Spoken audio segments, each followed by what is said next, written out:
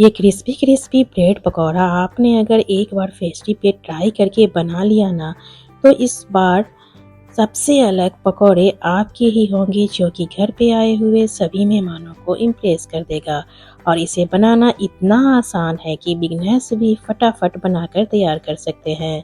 साथ ही खाने में बहुत ही ज़्यादा टेस्टी और सिर्फ घर के सामानों से ही आप इसे तैयार कर सकते हैं। हेलो फ्रेंड्स, मैं हूं गजाला और आपका वेलकम है हमारे किचन गजाला सीक्रेट मसाला में। तो फिर चलिए इस फेस्टिव पे कुछ नया और अलग तरह का पकौड़ा बनाते हैं, जिसको बनाने के लिए हम ब्रेड ले लेंगे, क्योंकि यहाँ पे हम ब्रेड पकौड़ा बना रहे हैं। तो हमने यहाँ पे 6 से 7 पीस ब्रेड के पीसेस लिए हैं। तो आप अपने हिसाब से ले लीजिएगा, जितना बनाना चाहे उतना आप ब्रेड के पीसेस ले लीजिएगा। तो सबसे पहले हम क्या करेंगे, ब्रेड के किनारे को अलग कर लेंगे। इससे क्या होगा कि हमारा जो स्नैक्स है, हमारे जो पकौड़े हैं, वो एकदम परफेक्ट तरीके से बनकर तैयार होगा। तो एक नाइफ ले ले और इसे हम इस तरह से काट कर हटा देते हैं। तो ये वाला प्रोसेस आप बिल्कुल भी करना मत भूलें। क्या होगा कि अगर आप ब्रेड के किनारे नहीं निकालेंगे तो आपको शेप देने में दिक्कतें आएंगी। तो चलिए फ्रेंड्स, हमने ब्रेड के सारे किनारे को अलग कर लिया है, यानी एजेस को। तो इसे हम एक प्लेट में अलग ले लेते हैं। लेकिन क्या है कि इसे ना हम बिल्कुल भी वेस्ट नहीं करेंगे। हमारे घरों में अक्सर स्नैक्स वगैरह बनती रहती है, तो क्या करें, आप ना इसे ग्राइंडिंग जार में डालकर इसका ब्रेड क्रम्स तैयार कर ले। और जब भी स्नैक्स वगैरह आप बनाएं, आप उसमें इसका इस्तेमाल कर सकते हैं। लेकिन आप ना इसे फ्रीज में स्टोर करके रखिएगा, अगर बाहर रखेंगे तो ख़राब हो जाएगी। अभी यहाँ पे हमने एक प्लेट ले लिया है और इसमें हम ब्रेड के कटे हुए पीसेस को ले लेते हैं, यानी कि किनारे वाले भाग को जो हमने हटा दिया था ब्रेड में से, उसे हम एक प्लेट में ले लेते हैं। तो ये देखिए हमने ले लिया है और इसे हम अभी अलग रखेंगे और नेक्स्ट प्रोसेस कर लेते हैं। तो इस पकौड़े में हम बॉइल्ड आलू का भी इस्तेमाल कर रहे हैं। तो हमने पहले ही आलू को बॉईल करके ले लिया था और ये है ना थोड़ा ठंडा हो गया है, तो इसके हम छिलके निकाल लेते हैं। तो फ्रेंड्स, आप लोगों से छोटी सी प्यारी सी रिक्वेस्ट है, अगर आप लोगों को रेसिपी पसंद आ रही है, चैनल पे नई है और अभी तक हमारे चैनल को सब्सक्राइब नहीं किया, तो प्लीज़ सब्सक्राइब कर ले, साथ में बेल आइकन दबाएं, जिससे कि इसी तरह की नई नई रेसिपी की नोटिफिकेशन मिलती रहे। और लाइक शेयर कमेंट्स करना बिल्कुल भी ना भूलें। जब भी आप लोग रेसिपी को ट्राई करें, पसंद आए, तो प्लीज़ कमेंट बॉक्स में अपना नाम और जगह का नाम लिखकर ज़रूर बताइएगा, जिससे कि मैं आप लोगों का नाम और जगह का नाम लेकर थैंक यू या फिर धन्यवाद बोल सकूं। और जिन लोगों ने हमारे चैनल को सब्सक्राइब कर लिया है, उन्हें बहुत बहुत धन्यवाद। और रेसिपी पसंद आने पर प्लीज़ ज़्यादा से ज़्यादा शेयर करें और अभी अभी यूट्यूब के न्यू फीचर्स हाई बटन भी दबाएं और चैनल को सपोर्ट करें। तो हमने सारे बॉइल्ड आलू के छिलके निकाल रखे हैं। यहाँ पे लगभग 4 से 5 मीडियम आकार के आलू को हमने बॉईल करके लिया है। तो यहाँ पे क्या करेंगे, आलू जो है ना सो थोड़ा सा ठंडे हो गए थे, तो ठंडे आलू को मैश करना थोड़ा सा दिक्कत आती है। और इस पकौड़े में हमें आलू एकदम बारीक चाहिए, गुठलियाँ वगैरह मतलब दरदरा टाइप से हमें नहीं चाहिए। तो मैं सजेस्ट करूँगी कि अगर आपके पास ग्रेटर हो ना, तो उसी का ऐसे मतलब इस्तेमाल कर ले। इससे क्या होगा, ठंडे आलू जो है ना बहुत ही अच्छी तरीके से मैश हो जाते हैं। अगर आपके आलू गर्मा गर्म हैं तो कोई बात नहीं, आप किसी भी चीज़ से आप उसे मैश कर सकते हैं, जैसे मैशर या फिर फोर्क या स्टील की कटोरी या गिलास, किसी भी चीज़ से आप उसे मैश कर सकते हैं।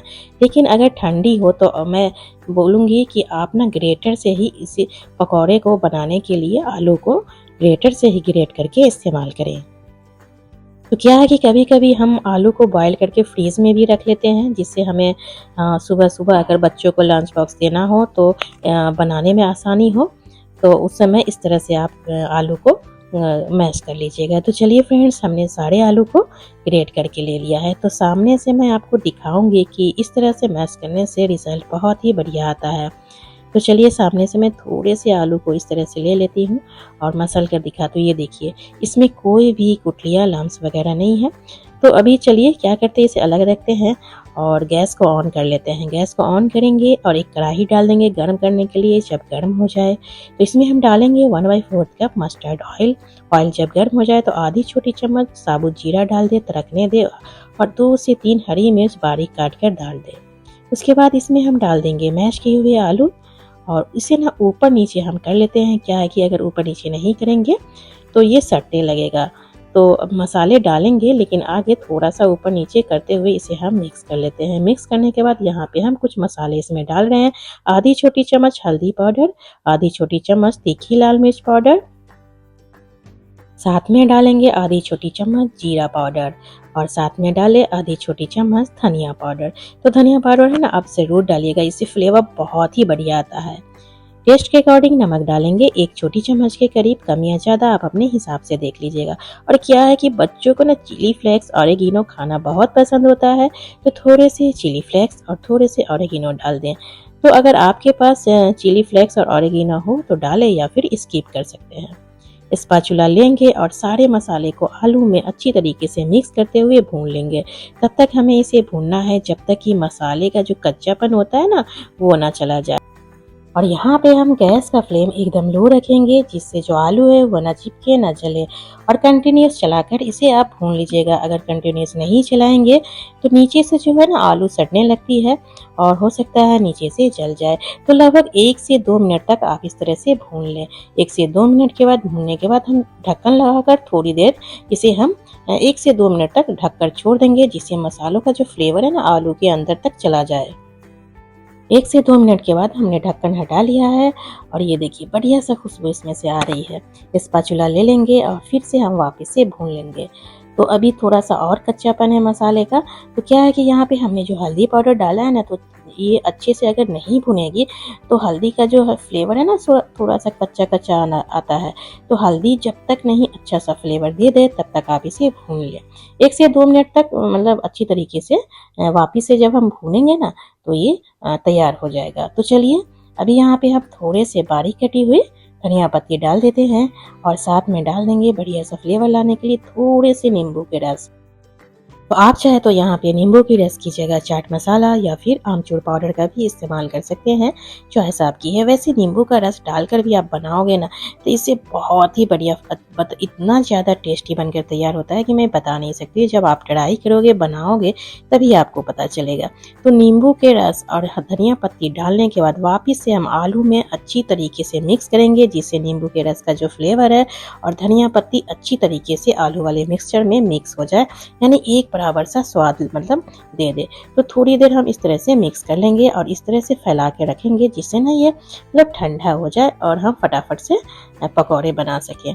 तो चलिए गैस पर से इसे उतार लेते हैं और ये देखिए सामने से मतलब इतनी ज़्यादा इसमें से खुशबू आ रही कि ऐसे ही खाने का मन हो रहा है। चलिए इसे अलग रखते हैं, नेक्स्ट प्रोसेस कर लेते हैं।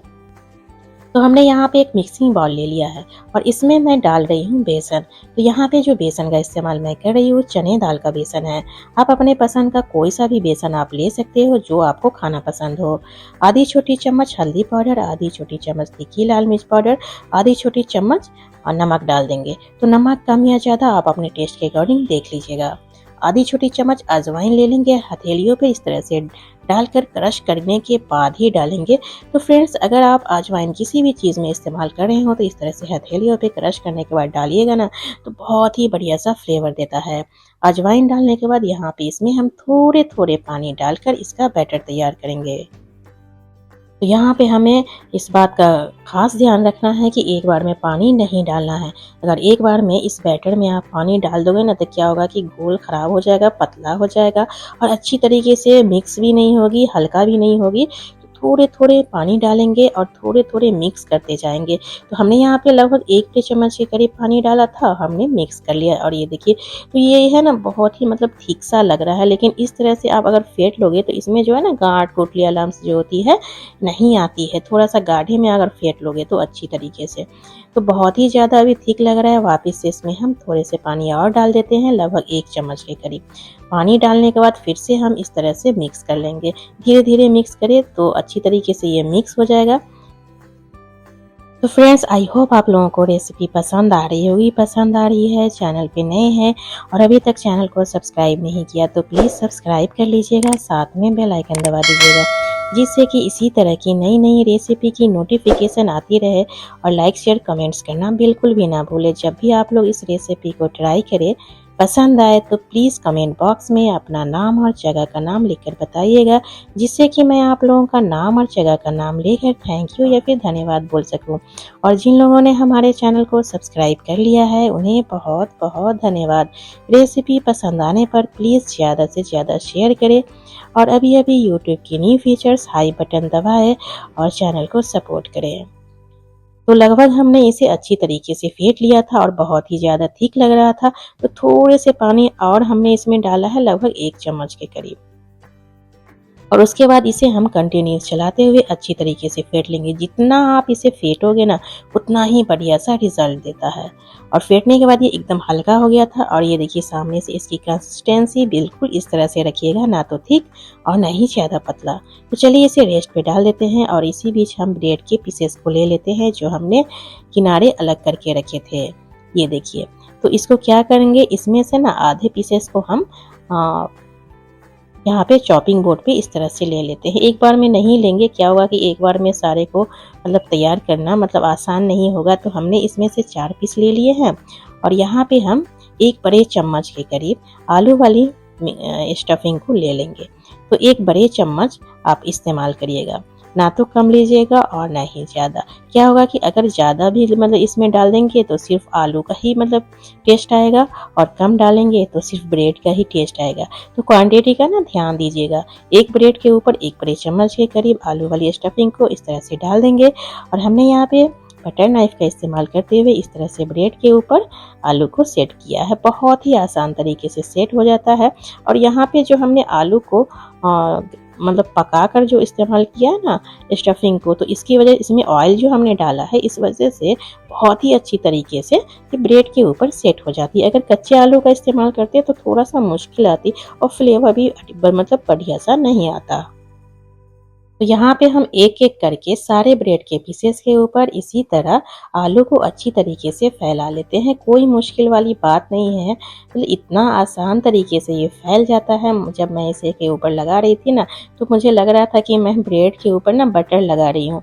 मतलब पहले तो मैं समझ रही थी कि बहुत मुश्किल होगा ब्रेड के ऊपर इस तरह से आलू को फैलाने में, लेकिन मतलब लगाते समय कोई मुश्किल भी नहीं आई और बहुत ही आसान तरीके से इसके ऊपर ये फैल गया। ये देखिए, तो हमने चारों पीस ब्रेड के ऊपर आलू को अच्छी तरीके से सेट कर लिया है। तो इसे ना हम मतलब अलग प्लेट में ले लेते हैं और बचे हुए जो ब्रेड के पीसेस है उसे भी हमें तैयार करना है। तो इसे हम एक बड़ा सा प्लेट में अलग ले लेते हैं और बहुत ही ध्यान से रखेंगे, मतलब ये टूटना नहीं चाहिए। तो इसको हमने एक प्लेट में ले लिया है, अलग रख दिया है और बाकी के बचे हुए ब्रेड के पीसेस को हम चॉपिंग बोर्ड पे डाल देते हैं और उसी तरह हम बाकी के बचे हुए ब्रेड के पीसेस के ऊपर भी हम एक एक बड़े चम्मच के करीब आलू वाली स्टफिंग डालेंगे और बटर नाइफ लेते हुए इस तरह से फैला लेंगे, यानी कि सेट कर लेंगे। तो फ्रेंड्स, मतलब ये जो है ना स्नैक्स है यानी पकौड़े हैं, मतलब खाने में तो अलग लगते ही हैं और थोड़ा जो इसका शेप है ना नए लुक का है, मतलब थोड़ा अलग है। आप इस तरह से जब बनाओगे ना तो कोई समझेगा ही नहीं कि आपने इसे ब्रेड से तैयार किया है। तो ये वाला शेप तो आपने मतलब देखा होगा, लेकिन क्या है ना कि लोग मतलब आटे मतलब खास्ते टाइप में इसे बनाते हैं, लेकिन ब्रेड से आप जब इसे बनाओगे तो लोग पहचान ही नहीं पाएंगे। तो अभी हमने यहाँ पे कटर लिया है। अगर आपके पास कटर ना हो तो किसी भी बोतल के ढक्कन आप ले लीजिएगा, जैसा कि हमने दिखाया है। किचन में जो भी बोतल होती है ना, बस इसके जो किनारे जो होते हैं ना वो धार वाली होनी चाहिए। और ये देखिए इस तरह से हमने कटर से इसको शेप दिया। ये देखिए काजू शेप में। तो काजू शेप वाली नमकीन तो आप लोगों ने खाया होगा। क्या ब्रेड आपने कभी ब्रेड पकौड़ा इस तरह से बनाकर खाया है? नहीं खाया है तो प्लीज़ आप लोग ना इस फेस्टिव पे, ये क्या अभी अभी दिवाली भी आने वाली है और दिवाली पे लोग पकौड़े वगैरह बहुत ही मतलब बनाया करते हैं। हमारे यहाँ बिहार में तो दिवाली पे ढेर सारे रंग बिरंगे के पकौड़े बनते हैं। तो आपके यहाँ बनते हैं या नहीं बनते हैं कमेंट बॉक्स में बताइएगा। और यहाँ पे जो हमने कटर का जो इस्तेमाल किया है ना, मतलब इससे ना बहुत ही आसान तरीके से ये काजू शेप में कट जाता है। और बाकी के जो किनारे बचेंगे ना तो आप क्या करिएगा, उसे इस तरह से रोल करते हुए टिक्की बना लीजिएगा। वेस्ट क्यों करना? नहीं तो मतलब मैं इस तरह से अगर बनाकर नहीं बताती तो कमेंट में लिख कर आता आपने वेस्ट कर दिया किनारे को। तो भाई वेस्ट क्यों करेंगे, उसका अलग शेप देकर हम बना लेंगे और 2 तरह के शेप में हमारे पकौड़े तैयार हो जाएंगे। तो बस सेम प्रोसेस के साथ सारे ब्रेड के पीसेस को हम इसी तरह काट कर तैयार कर लेंगे। तो फ्रेंड्स, जैसा कि हमने पिछली रेसिपी में कहा था कि जिन लोगों को हमारी रेसिपी पसंद आए तो कमेंट बॉक्स में आप लोग लिखकर बताइएगा। तो कुछ लोगों को हमारी रेसिपी काफ़ी पसंद आई है, तो बहुत सारे ने प्यारे प्यारे कमेंट के साथ अपना नाम और जगह का नाम लिखकर बताया है, जिनमें से कुछ नाम हमने शॉर्ट आउट किया है। किशोरी जी मुंबई से, मंजुला मिश्रा जी, इन्होंने अपने शहर का नाम नहीं लिखा। भाग्यश्री जी गुजरात, अजीत कुमार जी तमिलनाडु, दीपमाला जी कल्याण, हरिगुप्ता जी दिल्ली, वीना डुगल पंजाब अमृतसर, ज्योति जी दिल्ली से, मनोहरी जी तमिलनाडु से, गणेश जी पूना से, चंदा जी जयपुर से, संगीता जी रायगढ़ से, शोभना साठे जी डोबीवली से, कुसुम जी, दीपक गौर जी लुधियाना से, नरेश जी यूके से, शाहिदा नेहरी जी औरंगाबाद महाराष्ट्र से, रत्ना जी बेलगावी से, वीना जी बेतिया बिहार से, सुरेश जी पूना से, कृति जी मॉरिशस से, योगींद्र राय जी जम्मू द्वीप से, कल्याणी जी उड़ीसा से, चंपा जी नैनीताल से, आशा मिश्रा जी लखनऊ से, सुनीता अग्रवाल जी नोएडा से, सुरेश नाथवानी जी अरुषा से, राशि जी अमृतसर से, मंजरी जन पंडित जी पुणे महाराष्ट्र से, नसीमा जी कर्नाटक से, अजमेरी कुलसुम जी अहमदाबाद से, मीनाक्षी नवसारी जी गुजरात से, मंजरी आरवी जी महाराष्ट्र से, कुसुम शर्मा जी वडोदरा गुजरात से, हरिराम जी सरोज जी पुणे से, आफ्ताब जिया जी कानपुर से, तेजा जी गोवा से, तबस्सुम जी जयपुर से। तो सारे प्यारे व्यूवर्स को हमारी तरफ से बहुत बहुत थैंक यू और धन्यवाद।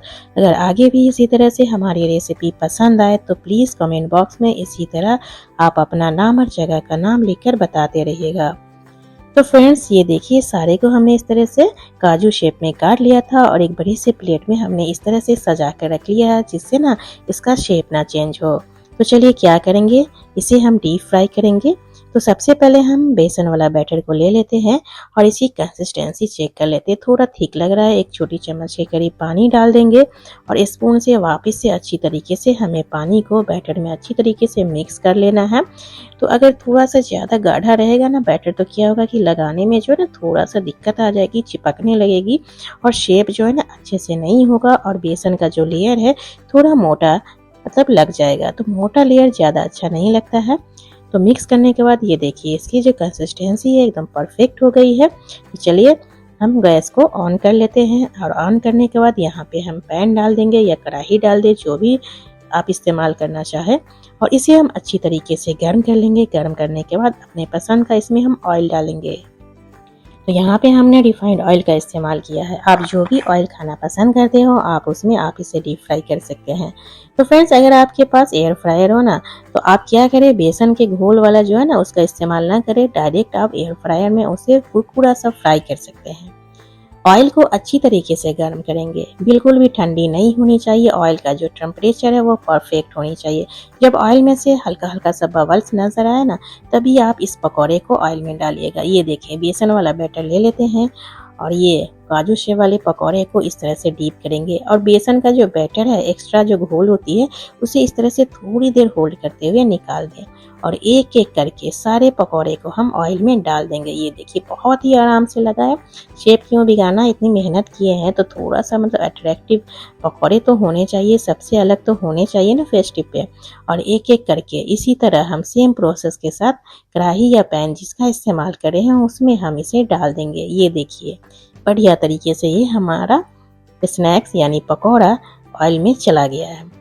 तो थोड़ी देर बाद आप इसे टच करिएगा, तुरंत टच नहीं करिएगा, नहीं तो इसका शेप ना बिगड़ने लगेगा।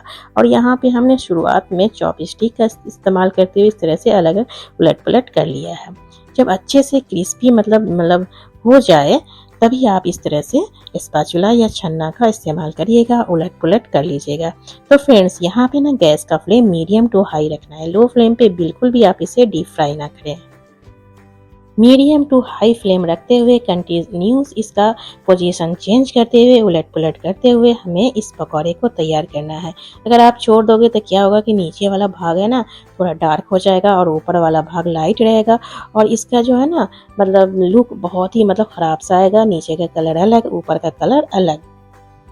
तो यहाँ पे हमें खास ध्यान रखना है कि बराबर सा एक सा कलर हो और बराबर सा क्रिस्पी कुरकुरा बनकर तैयार हो। तो इसी तरह हम सेम प्रोसेस के साथ इसे कंटिन्यूस चलाते हुए कलर सुनहरा आने तक, क्रिस्पी कुरकुरा होने तक हम इसे डीप फ्राई करेंगे। तो फ्रेंड, जैसा कि हम लोग जानते हैं ना कि पकौड़े जितना क्रिस्पी और कुरकुरा जो होता है ना, उतना ही टेस्टी लगता है खाने में। तो सामने से देखिए इसका ना बहुत ही बढ़िया सा कलर आ रहा है और जब मैं इसे चला रही हूँ ना तो मतलब क्रिस्पी फील हो रहा था। तो यहाँ पे हम ऑयल स्ट्रेनर ले लेते हैं जिससे इसमें जो भी एक्स्ट्रा ऑयल होगी वो अच्छे से निकल जाएगी। वैसे आप टिश्यू पेपर का भी इस्तेमाल कर सकते हैं एक्स्ट्रा ऑयल निकालने के लिए। और बहुत ही ध्यान से हम ऑयल में से इसे निकालेंगे और ऑयल स्ट्रेनर में डाल देंगे। थोड़ी देर कढ़ाई पे होल्ड करते हुए एक प्लेट में आप ले लें। और ये देखिए काजू शेप वाला हमारा पकौड़ा डीप फ्राई हो चुका है। तो बस फिर से हम उसी ऑयल में बचे हुए पकौड़े को डाल देते हैं जिस तरह से हमने पहले डाला था। बेसन के घोल में हल्का हल्का सा डीप करना है और गर्मा गर्म ऑयल में हमें डाल देना है। बस ध्यान रखना है कि ऑयल जो है ना अच्छी तरीके से गर्म होनी चाहिए, ठंडी नहीं होनी चाहिए। और गैस का फ्लेम मीडियम टू हाई रखते हुए कलर सुनहरा और क्रिस्पी कुरकुरा आने तक हमें इसे डीप फ्राई कर लेना है। आई होप आप लोगों को ये रेसिपी पसंद आ रही होगी। पसंद आ रही है, चैनल पे नए हैं और अभी तक सब्सक्राइब नहीं किया तो प्लीज़ सब्सक्राइब कर ले, साथ में बेल आइकन दबाएं जिससे कि इसी तरह की नई नई रेसिपी की नोटिफिकेशन आती रहे। और लाइक शेयर कमेंट्स करना बिल्कुल भी ना भूलें। जब भी आप लोग रेसिपी को ट्राई करें, पसंद आए तो प्लीज़ कमेंट बॉक्स में अपना नाम और जगह का नाम लिखकर बताइएगा जिससे कि मैं आप लोगों का नाम और जगह का नाम लेकर थैंक यू या फिर धन्यवाद बोल सकूं। और जिन लोगों ने हमारे चैनल को सब्सक्राइब कर लिया है उन्हें बहुत बहुत धन्यवाद। रेसिपी पसंद आने पर प्लीज़ ज़्यादा से ज़्यादा शेयर करें और यूट्यूब की न्यू फीचर्स हाई बटन दबाएं और चैनल को सपोर्ट करें। और तैयार होने के बाद हमने इसे एक प्लेट में ले लिया था और साथ में हमने लिया है ये नारियल का बुरादा। इससे टेस्ट भी बहुत बढ़िया आता है और सामने से जो लुक है ना इसका मतलब बढ़ा देता है। तो किसी फेस्टिव पे आप इसे तैयार करें ना तो इस तरह से नारियल के बुरादे यानी देसी केटेड कोकोनट जो होता है ना उसके पाउडर आप इस्तेमाल कर लीजिएगा। ये ऑप्शनल है, ये बढ़िया सा लुक देता है। तो आप किसी पार्टी या फेस्टिव के लिए आप इसे तैयार करें ना तो ये वाला प्रोसेस ज़रूर करिएगा। इतना बढ़िया सा लुक देता है और थोड़ा स्वाद को भी तो बढ़ा ही देता है। बहुत ही टेस्टी लगता है ये। ऊपर से अगर आप नारियल वाला बुरादा डालोगे ना तो बहुत ही बढ़िया सा फ्लेवर आता है। आप लोग ज़रूर ट्राई करिएगा। धनिया पत्ती से थोड़ा सा ऊपर से सजाए जिससे कि ये इसका जो लुक है ना बढ़िया सा लगे। तो आप अपने पसंद का यहाँ पे किसी भी चटनी या फिर टोमेटो केचप, चिल्ली केचप जिसके साथ आप इसे सर्व करना चाहते हो आप सर्व कर सकते हैं। हमने यहाँ पे टोमेटो केचप के साथ सर्व किया है क्या कि बच्चों को टोमेटो केचप खाना बहुत ही पसंद आता है। तो बच्चों के लिए अगर आप सर्व कर रहे हैं ना तो टोमेटो केचप दीजिएगा साथ में, बहुत ही मज़े से खाएंगे। और ये देखिए हमने खाकर मतलब थोड़ा सा खाकर भी दिखाया है। तो चलिए हमारा ये पकौड़ा फैंसी पकौड़ा बनकर तैयार है। तो आप लोग ज़रूर ट्राई करिएगा इस फेस्टिव पे, यानी कि अभी अभी दिवाली भी आने वाली है। आप उस पे इसे बनाकर तैयार कर सकते हैं और इम्प्रेस कर सकते हैं सभी को जो घर पे आए मेहमान है या फिर बच्चे जो ना उनको भी होता है क्या कि हमारे घर पे फेस्टिव या कोई पार्टी हो तो थोड़ा सा अलग सा डिश बने। तो आप लोग बनाएं और इंजॉय करें। और हाँ, जाते जाते प्लीज़ चैनल को सब्सक्राइब करके ही जाए और साथ में बेल आइकन भी दबाएं। और अच्छी लगे जब भी आप लोग ट्राई करिएगा तो कमेंट बॉक्स में अपना नाम और जगह का नाम लिखकर ज़रूर बताइएगा जिससे कि मैं आप लोगों का नाम और जगह का नाम लेकर थैंक यू या फिर धन्यवाद बोल सकूं। और मुझे पता चलता है कि आप लोग कहां कहां से हमारी रेसिपी देख रहे हैं और मुझे काफ़ी खुशी होती है और मुझे अच्छा लगता है कि लोग कई जगहों से हमारी रेसिपी देखते हैं और पसंद करते हैं। तो फिर मिलते हैं ऐसे ही एक नई रेसिपी में, तब तक के लिए टेक केयर, बाय बाय।